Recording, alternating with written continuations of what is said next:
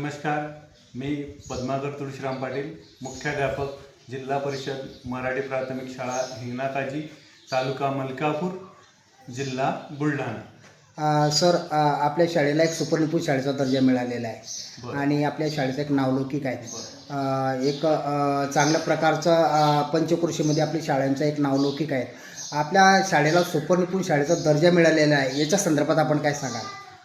बघा, आमच्या आमच्या शाळेमध्ये 1 ते 5 वर्ग आहेत आणि त्या वर्गांमध्ये सर्व मुलांना बेसिक गोष्टी ज्या शासन निर्णय 5 मार्च 2025चा जो शासन निर्णय निघालेला आहे त्यानुसार ज्या बेसिक गोष्टी आहेत त्यामध्ये मुलांना म्हणजे आमच्या शाळेतील मुले हे 81% गेलेले आहे. आमच्या शाळेला गेल्या वर्षी सुपरनिपुण हा दर्जा मिळालेला आहे. सर, आपण शाळेमध्ये आपल्याला सुपरनिपुण शाळेचा दर्जा मिळालेला आहे आपल्या शाळेला, तर आपण कोणकोणते उपक्रम राबवले शाळेमध्ये, काय सांगाल? बघा, आमची उपक्रमशील शाळा म्हणून ह्या केंद्रामध्ये तालुक्यामध्ये प्रसिद्ध असलेली शाळा आहे. यासाठी आम्ही शैक्षणिक नॉलेजसोबत इतर गोष्टीमध्ये म्हणजे इतर मुलांच्या ॲक्टिव्हिटीमध्ये म्हणजे मुलांच्या गुणवत्तेमध्ये सुधारणा व्हावी यासाठी उन्हाळ्यामध्ये आम्ही सुंदर हस्ताक्षर दुरुस्त करण्यासाठी उपक्रम राबवला आणि जवळपास आमच्या शाळेतील नाही तर जवळपास गावातील सर्व शाळेत जाणारे मुलं 12वीपर्यंत जाणारे मुलं यांनी सहभाग घेतला आणि त्यांचे हस्ताक्षर आम्ही दुरुस्त केली. तसेच आमची शाळा गुणवत्तेसोबत सहलीचे आयोजन करते, सांस्कृतिक कार्यक्रम, त्याचप्रमाणे आनंददायी शनिवार हा उपक्रम आणि सर्वात महत्त्वाचं म्हणजे आमची शाळा पूर्ण 100% ई लर्निंग स्कूल आहे, डिजिटल स्कूल आहे. म्हणजे एक महत्त्वाचं की आपल्या शाळेला सुपरनिपुण शाळेचा दर्जा मिळण्यासाठी आपण वेगवेगळ्या प्रकारचे उपक्रम राबवलेले आहेत आणि त्याचीच पोचपावती आपल्याला मिळालेली आहे.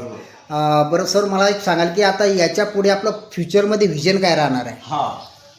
मला सांगायला तुम्हाला आनंद वाटतो की मुलांना फक्त पुस्तकी ज्ञान देऊन आता लागणार नाही आहे, तर मुलांना तो आजचा जो मुलगा आहे हा उद्या काय असणार हे आपण सांगू शकत नाही.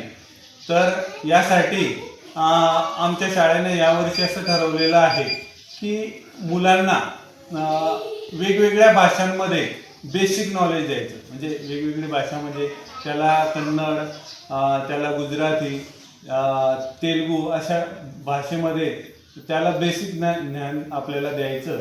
त्याचप्रमाणे चायनीज भाषा आहे, जापानीज आहे, ह्या गोष्टीचं नॉलेज त्याला प्रायमरी नॉलेज म्हणजे विद्यार्थ्यांना वेगवेगळ्या भाषांचं नॉलेज व्हायला पाहिजे आणि अवगत व्हायला पाहिजे भाषा, या दृष्टिकोनातून आपण वाटचाल करत आहात.